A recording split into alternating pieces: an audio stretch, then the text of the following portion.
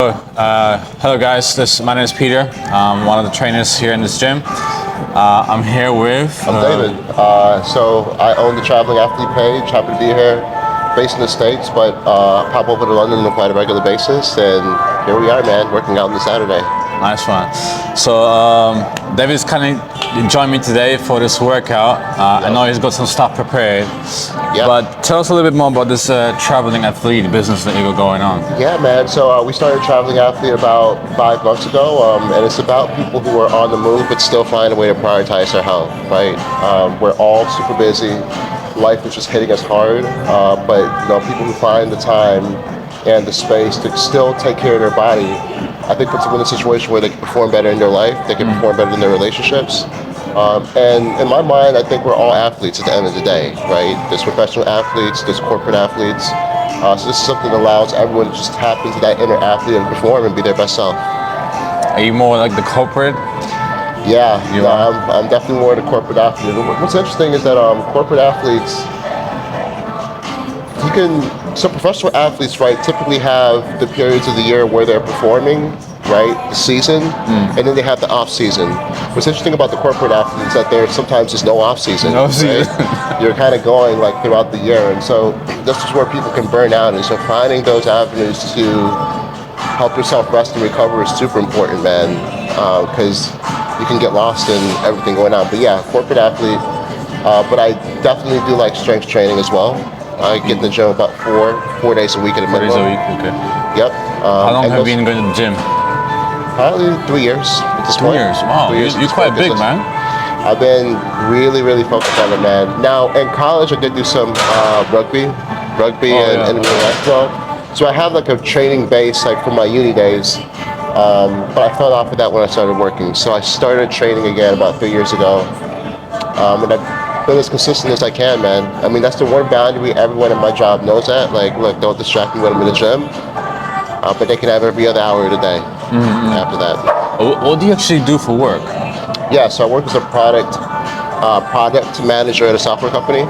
Okay. So company's based in the U.S., but we have operations here in London, all over the world. So that's why I'm in London quite a bit. I see. Yep.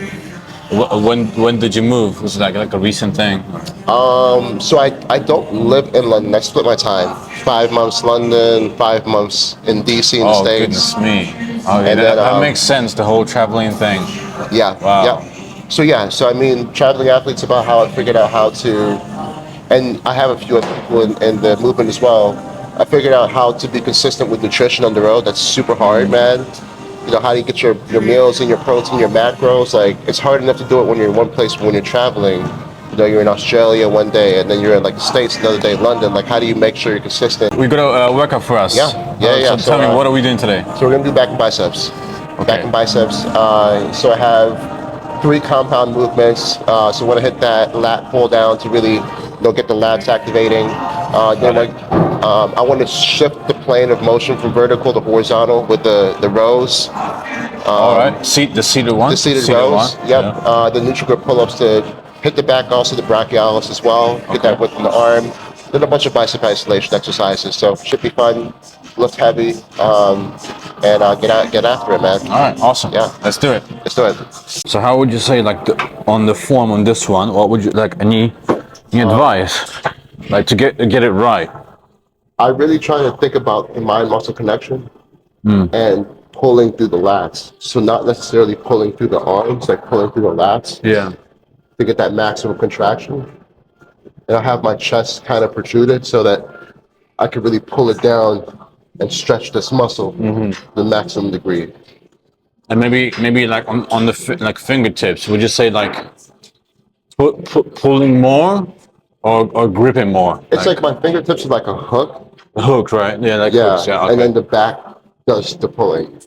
But then towards the end, I might try to start to do more pulling through the bicep to get the bicep working as well. Okay. But up until now, I'm just focused on the back. Hooks on the back. All right. Yeah. So here. Yeah. And should I go like all the way to the top? I like to do that sometimes to get maximum stretch. Maximum stretch. Yeah. Yeah.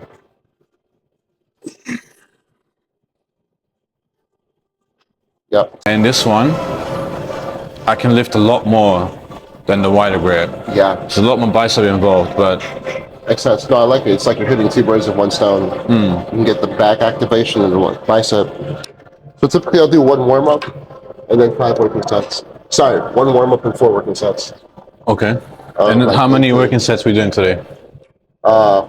4. Yeah, one warm up first and 4 working sets. Warm up typically 15 reps, working sets like 6 to 9. Got it. 6 to 9 reps. I want to ask you, so you're quite a big guy. Were you always like this size? Like, No. what would you say like your starting weight was, like before the rugby? So Or maybe at the beginning. I weigh like maybe 93 kilos right now. Wow. Before rugby, maybe like 65. So wait, that how Let many me- years hold ago? on. I don't. My kg to pound conversions can sometimes. Oh be yeah, low. okay, yeah. Yeah, 70 kilos starting weight. When I started, my weight was at 60. 60. Yeah, I was tiny, man. Oh wow, yeah, that's roughly like 130 pounds. Yeah. I was tiny, bro. So when I started, I literally didn't know what I was doing. So I was just bicep curls, man. Yeah. And then a big guy, probably around your size, came in. He's like, "Hey, don't do that. Just start with bench, do squats. Compound Yeah. movements will get you. Yeah. Just do So compound." That's what he said. I had one good personal trainer about 3 when I first started. He taught me everything. I know in terms of. So there's 3 different levers you want to mess with, right? There's increasing resistance, weight, increasing time and attention, eccentric movements, and increasing volume, like more reps. More reps. And you play with those levers until you get to the results that you want. So if you can't do more weight, more resistance, then do more time and attention. If you can't do that, then do more volume. And so like you flex each of those. To get Yeah, that's why when you have the plateaus, you need to change one of them, right? one of them, yeah. Yeah. Yeah. So someone's just starting, they should just kind of focus on just getting the reps in, right? Yep. And then working Reps. with the tempo. And then also slowing down that eccentric. And then if somebody's new, they could typically increase their weight a little bit faster. But once you get more advanced, it's dangerous to increase weight. So right now the tempo is kind of like, I'm counting down to like what, 3 down, maybe? Yeah, actually, no, I haven't paid it. I just slow it down. I don't really pay attention. I don't count in my You don't head. count in your head, yeah. But I should. No, that's a good point. So let's say I'm going down from here. Someone doesn't know tempo. I'll be like 1, 2, 3, 1, 2, 3. try. More or less something like that, right? Yeah. How do you like? What's the rest after this? Because you know you travel a lot, you work a lot. Yep. How do you manage rest? Like getting the rest in. I really make it a point to get into bed at like 9:30, 10 p.m. Wow. I sleep with like an eye patch to block the light out. You know what? It's funny. I do the same. Yeah. Yeah. And then I really avoid screens before bed. Avoid what? Screen time. So, oh yeah. Like 30 to 40 minutes before I go to sleep. So like 8 o'clock maybe. Around like 8:45, 9 p.m. Cut the screens off. Sometimes work is crazy and it's difficult to do that, but like 80% of the time, I try to stay consistent. I'm gonna drop this down Okay. 15 pounds. Sleep is so important, man. Sleep is so important. A lot of people don't sleep and nutrition. That's what they F up. I think that's my one of my goals this year is like to generally like look after my rest periods. Yeah, That's always correlated to the heart, isn't it? yeah. And that's what- Stress levels and all of that. yeah. So you want to keep your cortisol down. No, I'm 100% with you. That also means more cardio. So I'm doing more of that this year. Twice a week, I'll do like a 30-minute jog. How much do you think I weigh? Like 80, Maybe 84. Close. I'm more like 77. Really? Yeah. It's crazy how weight looks in different people, man. It's also crazy how like just being lean can make somebody look a little heavier than they are in a good way. I've only ever been 80 once. And man, I was big. My clothes was not fitting me. Yeah. And I didn't want to spend on much clothing, so I just like, you know what, I'm just gonna drop down in the weight.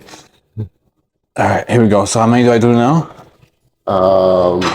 6 to 9. 6 to 9. Yeah. Normally I'm used to hearing 8 to 10, but 6 to 9, that's cool. Yeah. So what would you say is like the key of this machine here? Oh, you're using? What's the like purpose of this machine? Like, what would you say? I just like how it allows you to hit back from a different angle. Like we were on a vertical plane. This is like horizontal. It's the same muscle group. It's just it's a different way to hit the back.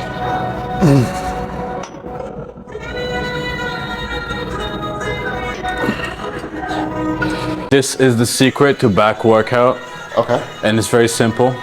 And if you just point to my hands, the secret of any back workout is going from here to here. I've seen that. That is the secret. That is literally. I agree. I don't know, for some reason, that changes everything, man. You get more. You definitely get more. I recently saw a TikTok about this. It's crazy Yeah. how a small adjustment like that. It's way more activation in the back. I completely agree. Absolutely, man. We're doing inside grip, yeah? Yeah. And to hit the brachialis. Would you say that's like the easiest way to start pull-ups? Like how? More so, I would say chin-ups are probably the easiest. Like this way. Uh-huh. This is a little more difficult. Because we're going more outside, isn't it? Yeah. It's a bit more this way, isn't it? It's not exactly. Yeah, I don't know exactly why they're easier. I just know like when you do it this way, it's the hardest for sure. It's the hardest. Yeah. So avoid that one if you want to start pull-ups. Yeah. Do I think chin-ups. chin-ups are definitely like the way to start. And then you can start doing the neutral grip. And then for the pull-ups, you just use a machine. Use machine too. The lat pull down or the assisted pull up. Fair enough. All right, man. You go first. All right. How many are we doing on this one? This is going to be. I'm going to target like 5 to 8. 5 to 8. Yeah. Got it.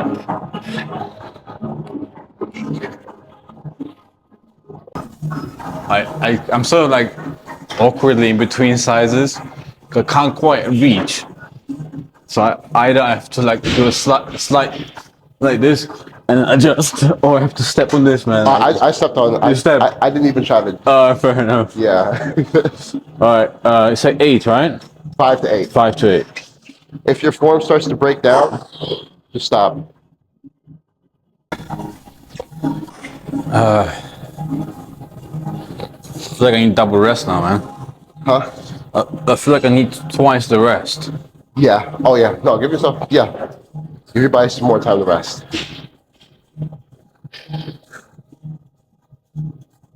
Yeah, after this, we're just getting into some bicep isolation stuff and call it a day. Nice. All right. That motivated me.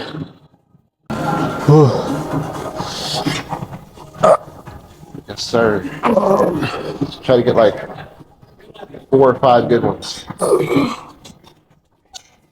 Because we've already like taxed the upper body. Get one more, get one more. That's successful. Yes. Oh yeah. Damn, that was a real effort. Did you say taxed the upper body? Taxed. You just taxed upper You body. texted. What do you think is your genetic? Everybody has a muscle that they just genetically have, and they don't necessarily have to like. It's just there.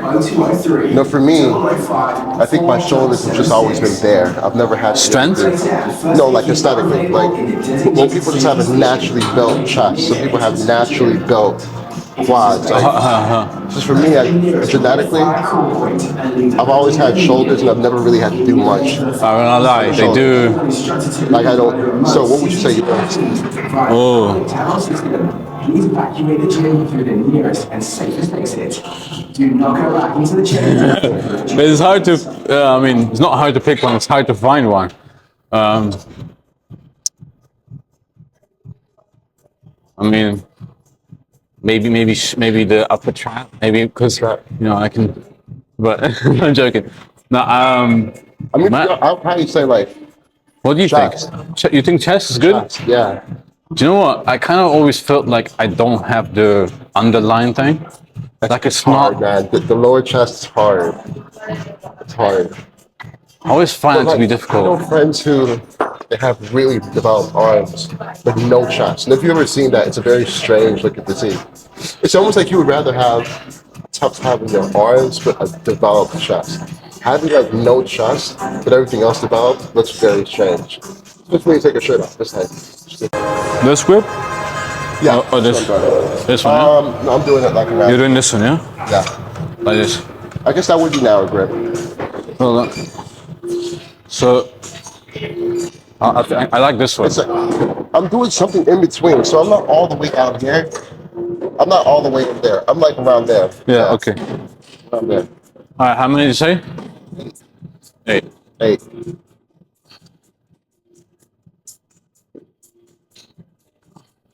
Okay.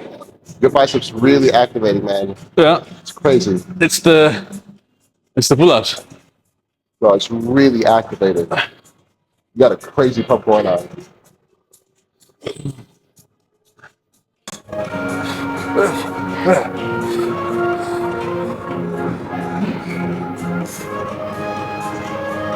You know, I think I'm gonna park here. I'm not gonna go anymore anyway. I don't know. Let me see if I can do one. Let's go. Hopefully nothing happens, man. Let's get it. I might need to speed it up though. Huh? I might need to speed it up. Yeah. Oh, flip. Ugh. Oh man, this is my bent overall, man.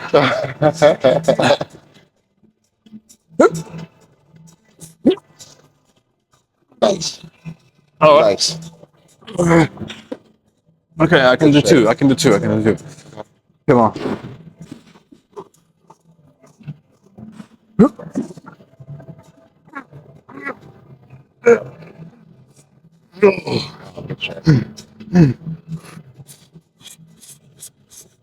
There we go. Last set. Let's go, David.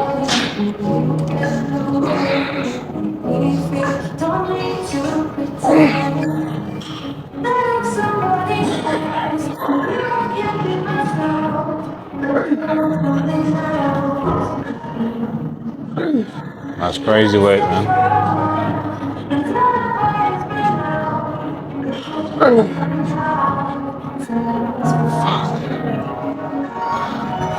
Yeah, this might not happen. Yeah. All right. Sheet failure. Okay, I think I need to go up. The PT structure is changing with the whole advancement of AI, the whole advancement of like the I'm gonna try this machines. for 1 second. Yeah, machines are now developed so that there's a tracking system inside the machine. You've seen it, right? I've seen them. Yeah. Yeah. So it helps you with tempo, it helps you with volume. So I think right now everything is about accountability rather than actually teaching, because you can go to YouTube to see a video, but it takes an accountability to correct the person, isn't it? Yeah. So that's Look, I what think- it's for. I think when I think about PT to add value, it's so the gym is like the table stakes. The PT who added the greatest value, who I was like, wow, that was worth it. Yeah. He's the one who he created a supplement stack that was very specific to what I was trying to do, right? In terms of, okay, you got to get you in the carnitine, you got to get you in the arginine for these reasons. Like, he educated me on all the supplements. He helped me In understand. the US, yeah? In the US, he helped me understand macros, the concept of macros, how to manipulate them to achieve certain things. So how do you explain macros like in a very basic way? What is it? I mean, they're the building blocks of nutrition, right? So you have your protein, you have your carbohydrates, and you have your fats, and your body needs different amounts of them, and you could manipulate them to achieve certain outcomes. So, I mean, protein obviously is at the foundations of muscle synthesis, right? So you want to get like, I think a gram of protein, a gram to 1.3 grams of protein per kilogram of body weight that you have. Yeah. And then carbohydrates are like an energy source.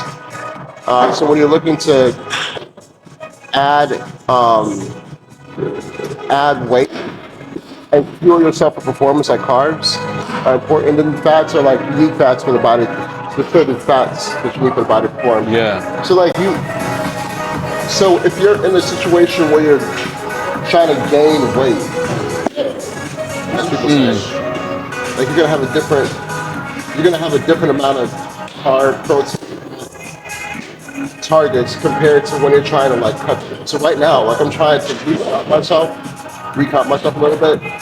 So I'm maxing out on my proteins. I'm only taking carbs before I work out and just very little throughout the day. Right, okay. And then I have like a baseline amount of fats I'm doing. Whereas like the last 7 months, I was eating over 300 grams of carbs, like trying to.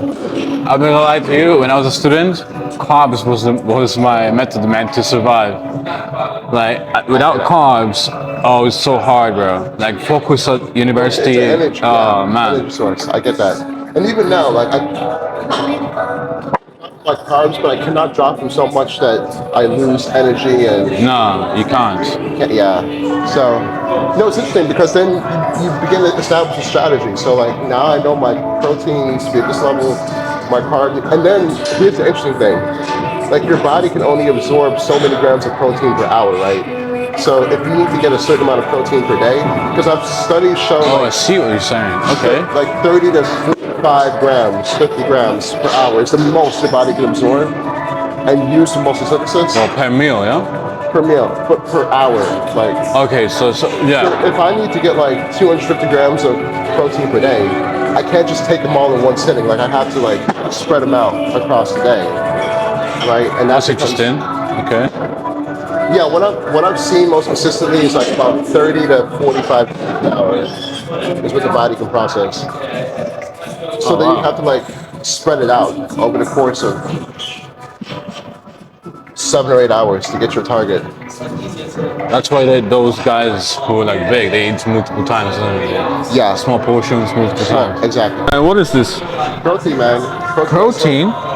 So my favorite protein in London, you cannot find it anywhere else. 30 grams isolate. So for people who are lactose intolerant, who can't deal with milk, lactate, this. Oh my And goodness. this doesn't have like the weird aftertaste most proteins have. They filter all that shit out. Like it tastes like a soft drink. Wait, show me the ingredients. Yeah, it's kind of a little bit hard to see. Oh man, it's kind of hard to see, isn't it? Yeah, but just Google them, man. You can find them in most like nutrition shops here in London. What's it called again? NXT. Go for that shit. Oh my, bro. favorite protein. This is the first time I see such product, man. Okay, I'm gonna add some depth to let it do more. Then you start to like trying to like go straight from nothing to get to that. It's hard. I'm in a phase right now in life where I'm bored. Like I'm bored just going to the gym. I need to work with other people. So which is why like bringing you in is like it's great for me because I'm like, oh, I need to be reminded of what it's like to have like work consistent. I'm so busy training other people. I was like, man, I don't want to be in the gym anymore. You know what I mean? So like training others now is what I find I think it's motivating. huge. And that's why I started traveling athlete, man, because you get to realize like yeah, you need something to your why has to continue to expand. You know, for me at the 3 years ago, I just want to get in shape. Like, I just want to stop being skinny. That's what I did. Now it's become like You're in really good shape. no, it's a blessing to have the time to go to the gym. get in there. Like it's